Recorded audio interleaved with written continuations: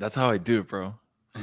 You were a little nervous there for a second. I'm not nervous, bro. I'm here. You were a bro. little I'm nervous, here. buddy. You I'm were here, special guest. a little bit nervous. Special guest, bro. A little bit nervous the kid was, dude. Special guest. All right, welcome in the legitimate first time that you and I are together on a stream. How does it feel? I mean, look, we talk shop all the time, right? All the time, talking football, talking fantasy, talking different things. What's the difference? What? There's a camera rolling now? Wow. There's no difference. There's no difference to this stuff. Wow. All right. First episode of the 10-Day Tony Show. Yesterday, as you can see on all of our feeds, was the preheated oven session. That was me and Lewis just going back and forth, just talking about things. I don't know if you got to see that, Chris. By the way, this is my younger brother, Chris Kaladiud, who's going to be doing football Thursdays on the 10-Day Tony Show every Thursday except for the month of October, basically, right? Yeah, I'm going to be out all of October. I'll be in Menorca with probably a sangria on the beach. So, don't call me then. Don't call me then. I won't be calling. I won't be calling back. Okay. But I did, take a peek at the preheated oven yesterday, and I didn't like what I heard. I actually skimmed it to right about where I thought I might hear something, and it was about 3/4 of the way through, and it was talks of we might have a special guest. He might not answer. He's a little bit of a diva. Wow. I didn't like any of these things. Wow. Again, that was all Lewis. Lewis was the one saying that, not me. No. I think I heard you say diva. I think diva came out of your mouth. Diva was me? I think diva was you. We have to run the tape, chat clip that, see if that was actually said by me. I think it was said by Lewis, not the point. The point is, Chris, we finally made it. NFL is here in less than an hour. We're going to be taking you up to pregame. We'll be done on the stream about 8:15. A lot of stuff to get to. Previewing Birds Cowboys. There couldn't have been a better game. Agreed. First two games, by the way, Island games here Thursday night, tonight, and then tomorrow, Friday. Both the big division games. Huge. Big division games in a big race for both of those divisions, which we'll get to NFL storylines later. Just a little bit of a run through here on the 10-Day Tony Show. First, the maiden voyage episode. We're doing Birds, Boys previews. We're going to do a little bit of NFL storylines, some players to watch, teams to watch later on, and some fantasy implication betting stuff later on in the backside of the show. So that's what I like to hear. So we start off at the link where I want to play this for you. Is this guy set up when it comes to his tailgate? I'm going to play it for you. And let me know if this is a pro tailgater or what right here. Hold up. I can't even count how many beers I have in my cooler. Multiple. I have 2 bottles of honey whiskey because you gotta do your shots. Facts. And I have 4 pounds of jumbo shrimp iced up right now, ready to go. We'll be in them 2 over there by the guardrail. All my cousins, my family. We're going to have a nice tailgate. Anybody's welcome to come. Everybody knows Superfan Greg. Come over, grab a beer, do a shot for the Birds. And I'm staying here, and I no work Friday. So who cares what time I get home, right? And I always ask you, how do you stay up? Do you stay up the whole time? Oh, I'm up. There's no nap matza. That's what they call me. I'm not sleeping. I went to bed at I watched the Eagles special last night on NFL Network. Went right to bed. Got up at 2:30 this morning. Wow, it locked shower, said my Eagles prayers, gassed up, iced up. We're here, and we're with KYW like we always do. This is what we do. I mean, wow.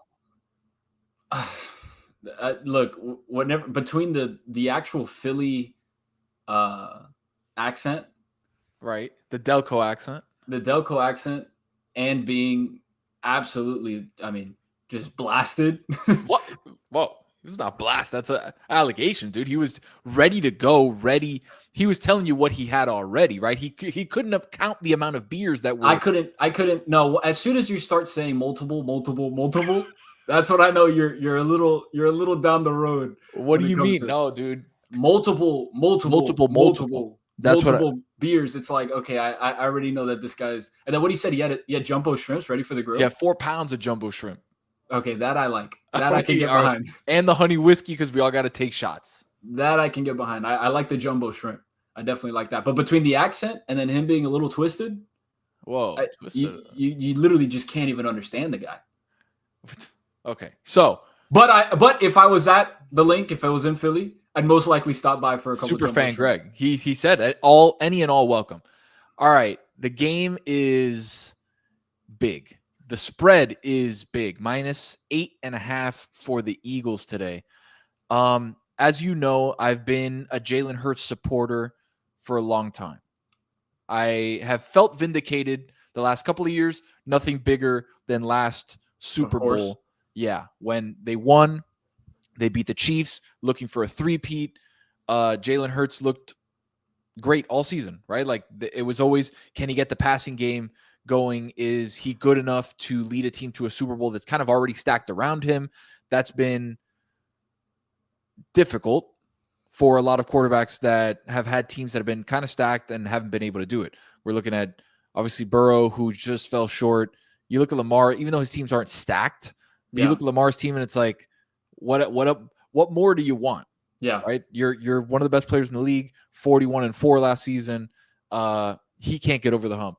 Herbert, please. I don't even know why I mentioned him. Guys like Josh Allen, who just seemingly lose. Patrick Mahomes has been the boogeyman for everybody. And it was good to see Jalen Hurts come out on top, get that victory. Saquon Barkley in a super bounce back season. If the MVP award wasn't a QB award, Saquon should have won it last year. Yeah. I mean, absolutely. He changed the game when it came to the Eagles. What I would say is that every single one of the quarterbacks you just mentioned were AFC quarterbacks. Mm-hmm. And the buck stops in Kansas City. And I think there was such a massive void in the NFC that it was like, who can really like come to the top of this? Is everybody just young? Is everybody just young though? Like, no, I think well, you have guys like that, but I think it's also, I mean, you have a lot of teams that have bad luck, right? San Fran, always bad luck. I mean, when it comes to their injury history, they had the worst injury luck last season. It's insane. It's insane. So you count that. I think a guy that falls into that tier of having it all but really can't get over the hump is a Jared Goff, right? Like the Lions. We know he's limited. We know he's limited. He's a limited guy. He's been propped up by two coordinators, obviously one being his head coach and Sean McVay. Remember, he was terrible with Fisher. He was outright bust. He was terrible. And then McVay came. He got another contract. They got to the Super Bowl. They traded him because he wasn't good enough. Well, they bring in Stafford. They win a Super Bowl. The point of it all is there's a massive void at QB for a star-studded QB that can rival Patrick Mahomes in the NFC. And I think we're seeing Hurts is kind of stepping up to that plate, but he's not doing it in how we saw Mahomes first do it, right? Mahomes came onto the scene. I mean, game one versus the Chargers in his sophomore season threw 5 touchdowns, right? Like that's who he was. I think Hurts is doing it a little bit differently. And I think he's kind of filling that void when it comes into the NFC, or when it comes to the NFC, of a stud QB with a stud team around him. I mean, a stud guy in the backfield with him. And you look at that defense, I mean, there's not a lot of holes outside of slot corners, which I getting into the preview tonight, I think that's going to be one of their toughest and their tallest orders, because you have both of the corners that are incredible there, and including a white DB. We love white DBs. That's awesome. All right, that's cool. Dying breed. We thought it was a stint with Jason Sehorn. That was before your time. But no, I have no idea who that is. But Jason Sehorn, the last great white corner before Cooper DeJean. And then you have the other one that was a rookie last year. His name is slipping me now, but you have Adoree Jackson in the slot tonight, and I think that's where the Cowboys have to attack. He did not bad against CeeDee Lamb last year, but man, they just got to attack that slot, and everything on that Eagles side, on the defensive side of the ball, is insane. Even their linebackers now, which was a kind of like that gap last year outside of their middle linebacker, that's really been filled. I mean, if you can't tell, I have Eagles points tonight. No, I couldn't tell. How'd you come up with that? I have Eagles points tonight. I mean, the biggest issue being obviously Micah not being there for the Cowboys. That's the Cowboys side though. Like for the Eagles right now, I think to me the biggest thing is when you look at what happened. Quinyon Mitchell is the guy that you were looking for. Quinyon Mitchell, great young corner. When the buck seems to always stop with Jalen Hurts.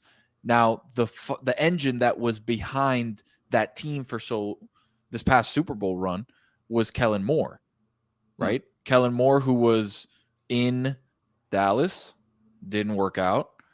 Over in Philly, wins the Super Bowl. Now with the Saints, that was an offensive scheme that was humming. Obviously, Saquon ran for nearly 2,000 yards. Hurts had 14 rushing touchdowns. Threw for 20 some odd touchdowns, almost 4,000 yards. Like, their offense was humming. I'm interested to see now what it's going to look like post Kellen Moore, and if they're going to stay dedicated to the run game in a way that they have 482 carries, 482 touches, to Saquon Barkley last year. Wow. Like that's nearly 500 touches for a guy who has had durability issues in the past, stayed healthy last year, but has had some issues. You think they're going to do that again? Or is this more pass happy, try to get Jalen Hurts, the maturity of Jalen Hurts up, and allowing, all right, we've got Devonta Smith, we've got A.J. Brown, we've got Dallas Goedert. Like, let's kind of move the ball a little bit more through the air. Yeah, I mean, looking at it, it's funny. Mike Mayock, former GM of the Raiders, was talking about it, I believe, on an Eagles podcast. And he was talking about how people Shout out to the boy Cloud Fleet, by the way. Go ahead. But people really might be locking in on Saquon and saying Saquon's not going to beat us. And the biggest difficulty and the biggest challenge of the Eagles of facing the Eagles is that, all right, we're going to stack the box 8-man, 7-man. You have A.J. Brown, who's a top 5 premier wide receiver on the outside. And then you have Devonta Smith, a guy who won the Heisman, and who on any other team would be – was that my niece that I just heard? Yeah, that's my baby crying. I'm sorry. I love that. But Devonta Smith on any other team would be a wide receiver 1, right? So I would actually prefer, for my viewing pleasure, right? If I'm not an Eagles fan, I'm not a Cowboys fan. To me, tonight is I get to watch football again. That's why I'm happy. I'm a Shield guy, right? I actually should have worn my Shield jacket. Should I get my Shield hat? I have a Shield hat here. I mean, should I get it? I'm a company guy, corporate guy. But all that to say, I mean, it would be a lot more fun to see people really try to X out Saquon. And yeah, we get to see less of Saquon, but we get to see Jalen Hurts, A.J. Brown, and Devonta Smith, and even Dallas Goedert really get into the mix of like, man, let's throw this ball. Let's move the ball downfield. They're going to want to take away Saquon, take away Hurts on the ground. Let's throw this football. So, I mean, yes, we could see them become a little bit more pass happy, but I don't think it's going to be because of a scheme change that they want to do. I think they want to run the rock. They want to be, Saquon's leading the charge. I think it's going to be X'd out a little bit. And they tried to do it a little bit last year towards the end of the season. They really honed in on Saquon. Didn't work that well. So, we're hoping that, if you're an NFC East rival fan, you're hoping that your teams had an offseason that they can really game plan against it. But it's just a matchup nightmare wherever you look across the board for the Eagles offense. It's a nightmare. Getting over to the other side of the ball, Dallas has had an interesting offseason. They take multiple off seasons where they pay their top guys, right? Hold on, getting a text here update. Give me one sec. Hey, no worries. They pay their top guys in multiple seasons. That's right. And hold on, just looking. Maybe having a sync issue on YouTube. Give me one sec. This is a stream though, so like that's kind of, that's kind of how we roll. Let me see here. Yeah, no, we're good. Nah, we're straight. We're good. All right. No, so what I was going to say was, other side of the ball, Dallas had multiple off seasons where they paid their guy. They paid CD, they paid Dak. Then when it got to Micah Parsons, they were like, you know what? Let's just trade him to a conference rival that kicked our ass in the playoffs. And we're going to send our best player on defense to them so that they could get after our best player on offense, our quarterback. Yeah. I don't know what the idea was there for Jer, but it wasn't great. I'm going to say that out front. I am bullish on this Dallas offense because I think Brian Schottenheimer, the new coach, is going to implement a super pass-heavy offense. And the league has been in a big-time decline when it comes to quarterback and wide receiver production, with the reappearance or the push for this too high safety shell has absolutely killed the NFL when it comes to passing. It's killed it. It's killed it. Like, if you look when teams really started applying the two safety shell to like the Tyreek Hill, Patrick Mahomes Chiefs that were high flying, and Patrick Mahomes was throwing 50 touchdowns a year, and Tyreek had that game against the Bucs where he had like 200 yards and 2 touchdowns in the first half. Yeah. Like that doesn't happen anymore. We're done with that. So I think with the lack of running game that the Cowboys have just naturally looking across their team, Javonte Williams coming off a multi-knee ligament injury a couple of years ago, still hasn't found the juice. Jaden Blue is a healthy scratch, or not a healthy scratch, but a scratch tonight. Yep. They've got the ghost of Miles Sanders is playing. No, will play at some point. It's a nightmare. And I think that's going to be the biggest issue the Cowboys run into, because you're thinking to yourself, all right, well, we're going to get to see these guys throw the ball at will right now. And it's like, well, yeah, but at the same time, they're just going to drop 5-6 men into coverage every single time. And I mean, how are you going to get CD? How are you going to get guys like George Pickens, Jake Ferguson? You're going to get these guys open, and you're threatening them with who in the backfield? Javonte Williams? Right. It's There's like no complimentary football. There's zero complimentary football. But that's been the story of the Cowboys for how long? Since Zeke was like able to play football and run. That was the last time we really saw complimentary football from the Cowboys. And back then they were decent.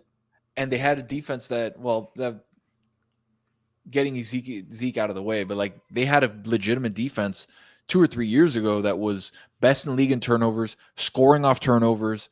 Like they were bend don't break, but we're going to get the turnovers on our side, and they were able to do really well.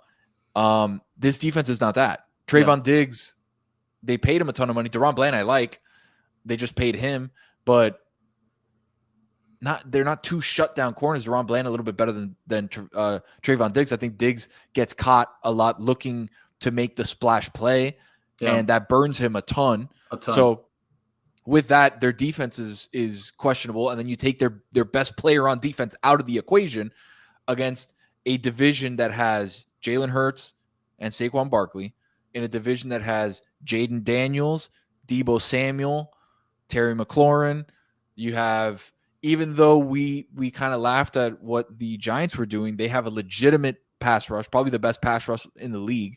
They've got Malik Neighbors, one of the best wide receivers in the league, Jackson Dart, who's promising, but Russ can still throw the ball. Yeah. Like there's deep metrics. If you look in some of the stuff that Warren Sharp has been putting out, when Russ is in 3 wide receiver sets, his metrics are off the charts. Yeah. Off the charts when he's in 3 wide receiver sets. The problem is in Pittsburgh, they rarely ran 3 wide receiver sets.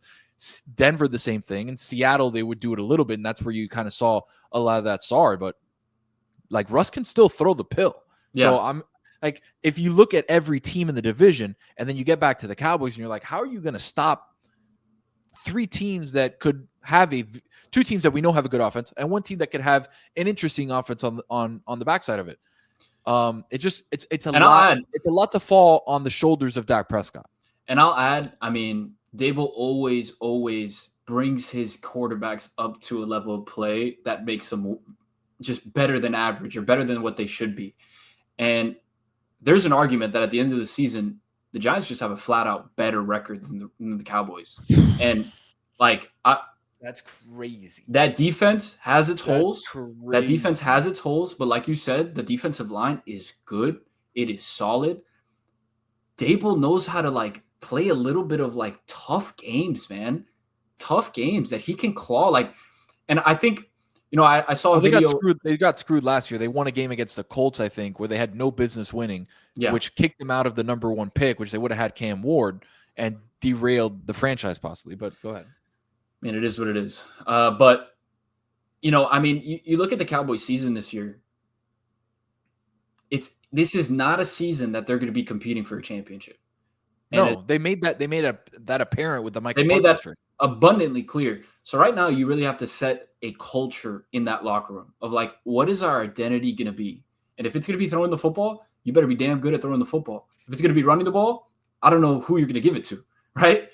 If it's going to be defense, you just traded away your best defensive player. Right. So they're running out of options in how they're going to build this culture. But, I mean, the easiest culture to build, I don't want to say easiest, but the one culture that every NFL team can build right now, tomorrow in the locker room, is that we're going to be tough. Nobody's just going to get it over on us. Like, we're going to hit somebody. We're going to slap somebody. Like, we are going to play tough football. And I think the Cowboys, they haven't been that for a long time. They haven't been that for a long time, but you can easily, like, I'm telling you, Ant, I see it in my head. Like, I see the vision already. Week 5, 6, 7. These weeks, maybe a little bit later in the season, 7, 8, 9, where you have guys like CeeDee, guys like George Pickens, that great players, incredible talents, have known that we've known them to not be the most team-oriented guys. Mm-hmm. And Dak's struggling a little bit because he's just getting bum rushed. He has no run game to fall back on. There is no play action game like when Kellen Moore was there. That's important. There's no play action game. I can see right now Pickens and Lamb turning on Russ on the sideline, and it's something that we're talking about for 2 weeks after that, where we see a Pickens blow up or we see a Lamb blow up because he's not getting the ball, because they're not getting the ball. I can see it now. They're mixing a lot of personalities, and they have no culture. And that's the biggest issue, man. And you look at that, I think the Giants have a better culture than the Cowboys right now. They have a better culture. Wow. Hashtag culture. Hashtag culture, man. That's what it's all about. And Dable's done a great job of building that. And well, everything is on Jackson Dart right now, because the Jackson Dart experiment is a failure. Dable's out. Everybody's out. It doesn't matter who it is. Which is why, that was always my follow me here, but that was always my reasoning on why would any team in the top 10, basically in the entire first round, why would any team that is your coach is on the hot seat if you're through 1 through 10, picks 1 through 10, why would you take Shedeur Sanders? Because why wouldn't you? Why would you? Oh, why would you? Why would you take Shedeur Sanders? On the off chance that he's a star? No, but listen to me.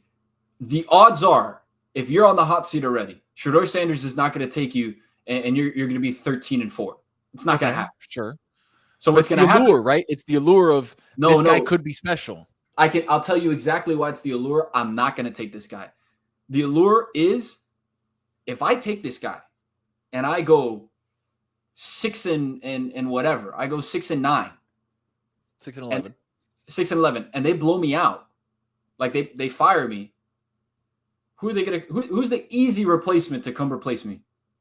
Dion. But that wouldn't happen. I'm telling you, it would leave the door open. Okay. And that's why every single one of these hot seat coaches said, I'm not touching him. Who you got tonight? I got Eagles big. Eagles big. I got Eagles big. I'm taking the Cowboys with the points. 8.5 is a lot of points on the first game of the year. Okay, there's going to be first game jitters. There's going to be rust. There's going to be maybe a little bit of a Super Bowl hangover. I don't think they win, but I think they cover. I think it's going to be closer than people think, for sure. Did you hear that they're not coming out for the banner falling? Wow, I may need to readjust my. Nick Sirianni said, he's like, oh, they're doing that pregame? He's like, yeah, we won't be out there. Wow. They're focused on this season already. Wow. I don't think there's going to be any Super Bowl hangover. I think this is a tough, well-run team with great management and great coaching. I think they're going to come in there. If you told me it was in AT&T Stadium, I'd tell you maybe. I think in the link. I just think it's a lot of points, dude. It's the first game of the season. I don't think it's the same enough. Conversation we had last year when it was Chiefs and Ravens, right? Isaiah Likely had was that the Friday night game? No. It might have been. No, it would have been the game because the Chiefs won the Super Bowl. And it was like Chiefs, whatever. And I was like, it's going to be too close. Like Ravens are a good team. Dallas is. I don't want to say a good team, but like it's just Dallas a lot of points for the Ravens, opening. I don't think it's enough points. I think the line should be at 12.5. That's crazy. 12.5, they'd get no action on. Oh well, yeah, on of the course. Eagles. But that's what it's going to be. All right, let's rip through some NFL storylines really quick. You can hear my daughter excited about the NFL storylines. I just got a report, some minor news. Christian McCaffrey just surfaced on the 49ers practice report, limited by a calf issue. Limited by a calf Wow, issue. Taylor Vipolis. We are not worthy. The VIP in the chat. Sprinkle on the Cowboys. Taylor, open invitation anytime. Come on. Talk some ball. Sprinkle Cowboys. I like a little sprinkle just to hedge. Taylor, Eagles blow them out tonight, man. Wow. All right. So when you look across the landscape of the league, you've got the Eagles who are looking to repeat in a very good position too. You look at the other side of the ball on the Super Bowl, and it was the Kansas City Chiefs who were looking for a three-peat. Things just feel like the end of the Big Three era in the Miami Heat, where it was like, it's just a grind, and you get to a certain point where you're just exhausted, you're just tired of playing the extra games and the extra pressure and the added preparation and just everything that happens with making runs to the Super Bowl in the hardest team sport there is. Mm-hmm. You make it to the pinnacle twice. You're fighting for a third time. Travis is flying across the world to go see Taylor at a concert in Japan. You got just Mahomes on the quarterback. You got like all these different things, just shit flying everywhere, right? Mm-hmm. Is this going to be a year where we see yet a further regression for Andy Reid and Patrick Mahomes? Or is it a year where we look and say, damn, they were on their game. They were ready for the NFL. They made it back to the Super Bowl and they won it. What are you, if I gave you the option, is it regression? Is it Super Bowl? Where do you stand in that spectrum? Man, I mean, if those are the two tail ends. What are you betting on? What are you betting on? Regression or Super Bowl? I would probably bet on something closer to Super Bowl, but not Super Bowl. No, it's regression or Super Bowl. I would have to bet it on Super Bowl. Okay. I think when you're a good team, you got competitive guys like Mahomes, like Kelsey. You're Chiefs red, by the way. I am Chiefs red right now. I just noticed that. But Mahomes, I think Rashee Rice coming back is going to be a big addition. Not to throw out propaganda, and he's on a lot of my fantasy teams. This is an anti-propaganda. I told you, you're not going to use my platform to spread propaganda. I told you that when I invited you on. There's no propaganda spreading. Listen, Rashee Rice is going to make a difference on that team, minus fantasy. He's going to make a difference on that team, and he was already in the first 3 games of the season last year. So I would bet closer to Super Bowl. I don't think they're going to win the Super Bowl. I would say, man, it's so hard to bet against them, but there is a team I have my eye on for a Super Bowl future that is interesting. Okay. And it's one of those that, we're not talking about anybody in the plus hundreds. These guys are plus thousands. And I kind of like them a little bit. They have a championship pedigree coach. Okay, let me see if I can guess it. Go ahead. They have a championship pedigree coach. Okay. Championship pedigree coach. They have a young star at QB. You're going to say something. Okay, go ahead. They have a young star at QB. They got some talented wide receivers. I know who it is already. I already know who it is. Tell me. You know who it is. I do. I know who it is. Say it. What I don't like about this pick is that not only are they in the same division, okay? Not only are they in the same division, it's the sexy pick. Now everybody wants a little piece. Everybody wants a little piece of it. I've heard a lot of people in the football media space saying, this is the team. They're already coronating them. They're crowning them. This is the team. Number 1 defense, championship pedigree coach, quarterback that looked like he turned the corner last year. A guy who's played football at an extended clip in college all of a sudden comes in. We were worried, is the NFL going to be too fast, too big? Is he too slow? Is he too small? We don't know. All of a sudden, Bo Nix and them boys in Denver, I feel like everybody's talking about him. Plus 3,000? I hear you. Plus 3,000. In the same division as Patrick Mahomes, in the same conference as Josh Allen, Lamar Jackson, Patrick Mahomes. Who else do you want to throw in there? Joe Burrow. Who else do you want to throw in there? Herbert. I hear you. I do. That defense is damn good. It's the best defense in the league. Sure. I think if Dobbins is healthy and RJ Harvey is what. Don't give me Dobbins. Don't give me Dobbins as your Super Bowl. That's not why you're building a Super Bowl case against the listen, Denver Broncos. When the strongest facet and aspect of your team is your defense, you don't have to have studs on the other side. You don't. You can have guys like Dobbins. You can have guys like RJ Harvey that when RJ Harvey is going full steam and Sean Payton is helping him out. And I mean, Sean Payton has gone through a number of guys like that. We're talking about Alvin Kamara, Darren Sproles. He looks for guys of that nature. Cortland Sutton, Evan Ingram. I like Cortland Sutton. I think Evan Ingram's still going to be a little bit of a force in this league. Guys like Marvin Mims that if they get healthy, they showed flashes last year. And with Bo Nix at the helm, I think their offense can be good enough to not mess it up for their defense. Okay. And that can go a long way in the playoffs. Okay. And at plus 3,000, I'd sprinkle. So you're picking them to win the division? Yeah. Wow. Okay. All right. So for the first time in I don't know how many years, the Chiefs don't win the AFC West. I would say I think the Broncos beat them, at least split the series, and I think the Chiefs lose a couple games. I think the Chiefs lose week 2 against the Eagles. Like, I think there's some games out there that the Chiefs don't get. AFC, looking over at some of the other teams, we got about 10 minutes left, so we got to make this quick. Let's do it. Teams that you like better than the Bengals. Teams that you like better than the Bengals. Bills. Yes. Ravens. Yes. Chargers. It pains me to say yes. Wow. Bro, the Bengals defense is you and me playing outside linebacker. I mean, like, it's embarrassing. It's embarrassing. Go. I like this. Go. I'd say the Chargers. Let's see where the buck stops. Obviously, Chiefs better. Right, Chiefs. Anybody in the AFC South? Houston. Jacksonville. I think Jacksonville is going to be better than what they have been. I agree. Liam Cohen's going to be nice. I agree. Better than the Bengals, though. No. Okay, so the buck stops in the AFC South. The buck stops in the AFC South. And God, I love the Bengals. New England this year. Okay, now let's talk. Now we're talking. Come on.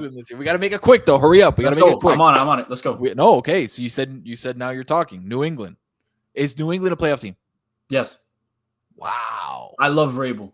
Wow. Talk about wild a guy that sets culture. I think they're a wild card team. They're going to split with the Bills. They're going to split with the Bills. Okay. I think that moving to the NFC really quick, storylines over there. Obviously, the Micah Parsons trade has been the biggest news. I think the other biggest news from the summer has been the loss of Ben Johnson from Detroit, moving him over to Chicago. I think that was kind of the biggest move of the NFC outside before this Micah Parsons trade. Ben Johnson, when I was talking earlier about the coordinators that made Jared Goff, like Jared Goff should send that guy like every dime he has. Christmas presents, should send him like, honey hams on Thanksgiving, Christmas cards, like donate to charity for Ben Johnson. Ben Johnson gave the guy $240 million or whatever it was that he just signed. Because without the scheme that Ben Johnson was running, they sent Jared Goff to Detroit to die. Because that Lions team was not good when Stafford got traded for Jared Goff. They were frisky. They had some decent players on the defensive end. They had a good offensive line, but they were bad. Yeah. And then all of a sudden, Campbell gets there. He changes the culture. Ben Johnson's there and completely revitalizes the offense, turns it into a crazy juggernaut, running the ball, throwing the ball. Everything was great. Now you take him out of that division. You're out of that team. In the same division, enter now Chicago team, where everybody was saying that Caleb Williams had the best rookie situation maybe ever. Maybe ever. You had DJ Moore. You had Keenan Allen. You had Rome Odunze, first-round pick. You had all these things. Maybe it's the best thing ever. We can't believe it. Caleb Williams set to smash. What they didn't account for was the offensive line being terrible. And Shane Waldron. May be one of the worst. We could do a Mount Rushmore of terrible offensive coordinators. Him and Arthur Smith. And Arthur Smith. Boom, and Matt right Nagy, too. Matt Nagy also killed the Bears being an offensive coordinator. But whatever. Neither here nor there. The point being that Ben Johnson is going to take what he did in Detroit, morph it, and put it into the Chicago team that has good players, right? Like, shored up the offensive line, brought in Joe Thuney, brought in a couple other offensive linemen, hopefully shore up that front. Caleb Williams, big bounce back year. Possibly. I trust. This is more of a bet on Ben Johnson than it is on Caleb Williams. I still think that he takes a little bit too long to be decisive on throws. I think he locks in on one read, and if it's not there, he tries to make something happen and gets him in trouble. Yeah. When you have a bad offensive line, it doesn't really work that way. You have a little bit more leeway when you have a good offensive line. But it reminds me of Cam Ward last year with the Hurricanes, where the line was good. He had time that he could just do 360s in the backfield, spin this way, spin that way, run this way, run that way. Oh, and Xavier Restrepo was open 40 yards down the field because it just took 15 seconds for the play to develop. Caleb really excels in that improv quarterbacking, which when you have bad offensive line doesn't work. Did you hear, and Bill Simmons had Peter Schrager on a couple of days ago on his pod. Schrager says that Ben Johnson, when he was in his opening presser for the Bears. Have you heard the story? Stop me if you have. I haven't. Okay. I haven't. Ben Johnson says, I'm really excited. Staying in the division. We know all of our opponents. Obviously have game plan for them. Really excited to beat Matt LaFleur. So Peter Schrager hears that. Obviously buddies with Matt LaFleur, as he is probably a million people in the NFL. Texts Matt LaFleur and is like, hey, are you and Ben buddies? Like, that's something that your boy would say. Like, yeah, I can't wait to kick this guy's ass. Matt LaFleur texts back like, I've never met the dude. I like that energy, though. That's great energy. And Ben Johnson's like, yeah, I can't wait to kick his ass. Like, I love that. He's there like the guy I just posted on IG. He's like, me? Of all people, me in this division? I don't know you. He also said he was excited to play against Brian Flores, which he has a chip on his shoulder because when Brian Flores got the Dolphins job, Ben Johnson was actually on the Dolphins offensive side of the football from a coaching perspective, and he fired him. So it's like the hit list for Ben Johnson is like, no. I don't want to go anywhere. I want to stay right here in the division. I want to kick Matt LaFleur's ass for some reason. Kick his ass, okay? And screw Brian Flores. I'm going to kick his ass too. So I'm excited about what the Bears are going to do. I think there's just like an NBA League Pass. There's like a League Pass team that's like not your team, but you want to kind of watch them.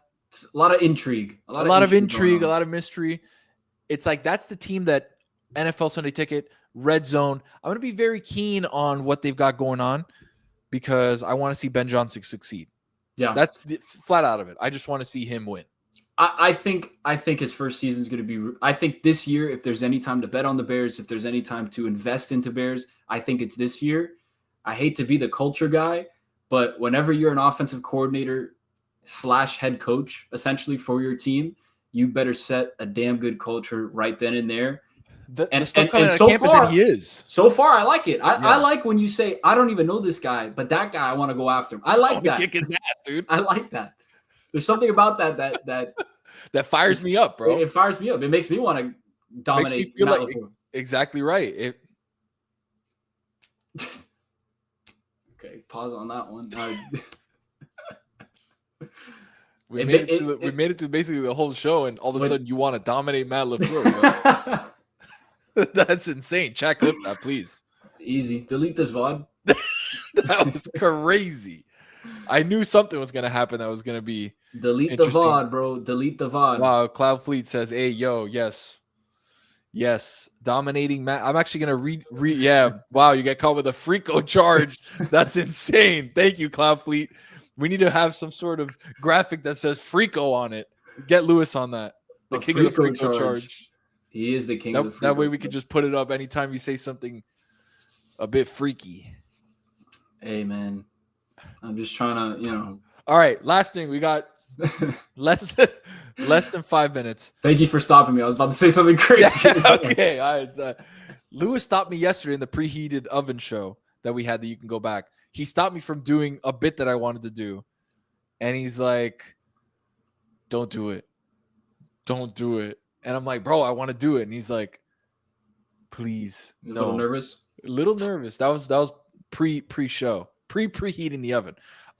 Fantasy implications for tonight and a quick 3 minutes on fantasy for this weekend. What do you got? This weekend.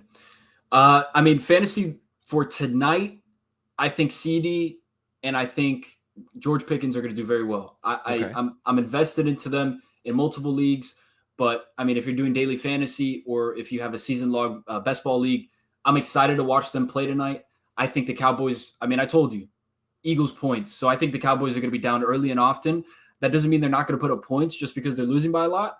I think the Eagles are just going to put up more on that defense. On the Eagles side of the ball, I love A.J. Brown tonight. I think, like you said, Trayvon Diggs and Deron Bland, they go a lot for the big time, big right hook, and it's going to cost them. I'm a little lower on Devontae Smith, but I of course, you're never going to bet against Saquon, and you're never going to bet against Hurts. I think we have a lot of premier guys tonight, and I think Dak can have a decent showing tonight, really decent showing, and really a decent. And you made the point of why I'm taking the Cowboys plus 8.5. No, I'm saying it because I think they're going to be down the entire game, so they're going to have to throw. I think tonight we're going to finish this game, and it's going to be Eagles minus 8.5, and if Jerry Jones is in the stadium, over 3.5 Jerry Jones camera shots. That and disgruntled. No way. He's going to be like this. He's going to be down here in his seat like this. There's no way he shows up. We will see over under 3.5 shots of Roger Goodell. That's fair. That's fine. Over what do you take? 3 or 3.5? Over. I take. Give me under. Unless he's sitting with somebody, give me under. If he's alone, somebody. If he's with a celebrity, I'll take the over. Okay. How about this weekend? A couple of guys you're keeping an eye on. Emeka Egbuka. I said no propaganda. This isn't propaganda. I said no propaganda on this show. It can't be propaganda. I have him in every single league. I'm not trying to get him anywhere. That's why it's propaganda. No, it's because if there's a guy, I could not be higher on Emeka Egbuka. And obviously I'm following the tales of guys like Evan Silva, Adam Levitan. They've both been very high on him, established the run. Evan Silva had him at wide receiver 17. I think that's too high, if I'm being honest with you. I think Baker has talked up. You're saying too low. Well, yeah, too low. Yeah, sorry. Too low. I meant high and he shouldn't be any higher than 17. But I think he's going to be much closer to wide receiver 12 to 14. I think he can be a wide receiver 1 in this league right now. This is propaganda, dude. It's not propaganda. This is propaganda. Baker, listen, I'm just touting what Baker Mayfield All right, we need a Frico graphic and we need a propaganda graphic. Lewis, get on that. What Baker Mayfield has said, what Todd Bowles had said. A number of guys coming out of camp saying that this guy's the real deal. And listen to the stat. Over-under. I won't even throw an over-under at you. 171 dropbacks last season with Baker Mayfield. 171 of his dropbacks did not include Mike Evans or Chris Godwin. We're not going to see Chris Godwin for the first 6 weeks of the season. Maybe and even when we see him, I don't think he's going to be at full strength. Mm-hmm. And Mike Evans has not played a full season in God knows how long. He's going to get 1,000 yards. I'm convinced of that. You can etch him in stone for 1,000 yards and 10 touchdowns. Easily. He's going to break the record. I believe. He tied it last year with Jerry Rice. I believe he's going to break it this year. But he's not going to play 17 games. Emeka Egbuka, this is a guy that Evan Silva said it. He can have 100 catches, 1,300 yards, 7 touchdowns this year. Okay, bro. Okay. And I'm excited to watch him this. You asked me who I'm excited for. That's what I'm excited for. All right, so the Bucs are your team now. No, Emeka Egbuka is my guy. Where that guy goes, I'll go. Okay. I love him. Professional. And he changed his number to 2. Man, it gets me fired up just wanting. I want to watch it. Yeah. Okay. There's a guy I'm nervous about though, and I'll hit it real quick. DK Metcalf. I am nervous about DK Metcalf this week, and I'm nervous about him over the season. This week, obviously, he gets the New York Jets. They play Sauce Gardner. I mean, it's Ahmad now. He can't use Sauce because he's terrible. Oh wow. Well, either way, he plays Gardner on the outside. I mean, you tell me if I'm wrong. I think out of 17-game season, I think 11 or 12 of games for the Steelers are going to be unders, and they're going to be 14-10 Steelers or 14-10, Browns or input whoever. I'm nervous about DK. It's going to be a nervous about DK. And then you have, and then as the cherry on top of this pile of crap, right? Arthur Smith makes matters nervous. Worse. Nervous. Nervioso list. Wow. He's on my nervioso list. All right. So a couple of things. You like the Eagles tonight. You like Emeka Egbuka this weekend. You like the ball getting thrown around the yard, both teams in tonight's game. And you want to dominate Matt LaFleur. And I want to dominate Matt LaFleur. And I'll add one more thing, just in case you're looking on who to bet on for the last 4 minutes. We're going Goddard anytime and sprinkling Goddard first. Just throwing that out there. Wow. Okay. Throwing that out there. Okay. Actually, anytime Tutty, tight ends. All right. I like it. All right. This has been probably the best pregame show of the planet. 10-Day Tony Show. The first episode. Here it is. We're very excited to have Chris, my younger brother, join me every Thursday except the entire month of October, which all of a sudden he gets a new gig, and then now he's off on the new gig. I'll let you know beforehand my time off. I have unlimited PTO. You have unlimited PTO on the 10-Day Tony Show? Of course. All right. So every Thursday, Football Thursday with my younger brother, Chris. We'll be back on Sunday. I'll be recapping the entire slate, 1 p.m., 4 p.m., and then getting you ready for the 8 o'clock Sunday night matchup, which is massive. Ravens-Bills on Sunday night. I'm all over it. We're going to be doing the recap show live from Marco Island somewhere on the beach. So wow, very excited. Wow. That's the kind of budget we got here at the 10-Day Tony Show. Must be nice. Shout out to Chris. Lewis, get on those graphics. Frico and propaganda. We need those. We'll be back Sunday. Matt LaFleur, I'm coming for you. Let's go. Peace, everybody. Thanks for watching.